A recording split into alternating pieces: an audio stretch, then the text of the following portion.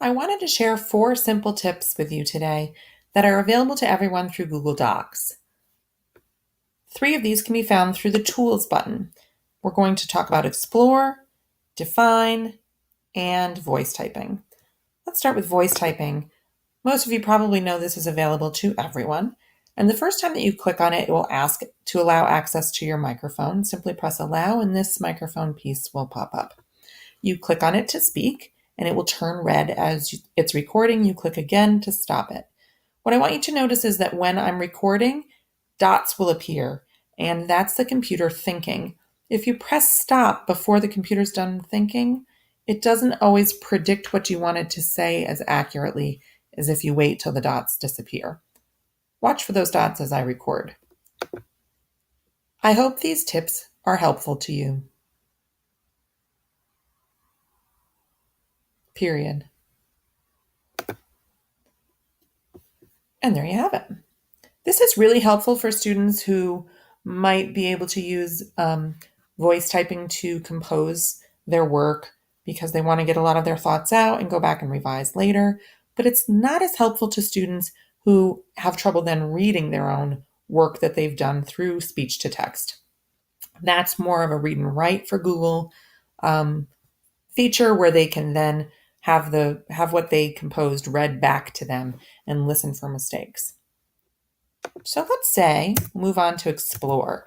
Let's say you have a student who is, I'm sorry, I can't spell Mesopotamia and talk at the same time, who is writing about Mesopotamia. Maybe they want to look something up, look up some facts, or look up pictures, things like that. So they're going to press Tools and Explore, just like I did. And this little bar over here, this little window will pop open. So you can explore at the same time that you're in Google Docs. So let's say we want to go into our search window. Mesopotamia is already suggested for me, but you can type anything. I get results from the web, so I can read articles about it. I get results from my drive if I've got something I want to reference in there. And I also get images. This is probably what my students use it for most. They want to add an image to their doc that has to do with what they're typing about. And just like any other image in Google Docs, you can resize it. And it even gives you the URL for the source, which is really nice. So let's say that same student is writing about Mesopotamia and wants to write about cuneiform, but does not know how to spell it. You get that magical red squiggly line that says you've done something wrong. You can go to Tools and do spell check, but I wanted to show you that you can also double click or right click and look for did you mean? And usually it is exactly what I meant. Now, let's say I wanted to know what cuneiform was and wasn't really sure. I can then go to Tools and Define, and it automatically looks up the word for me.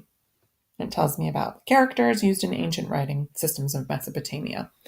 This is especially helpful for students who may need to create a vocabulary list. They can type their list in, open the dictionary for that word and define, and choose the appropriate one, that the appropriate definition that matches their specific topic. I hope those are helpful.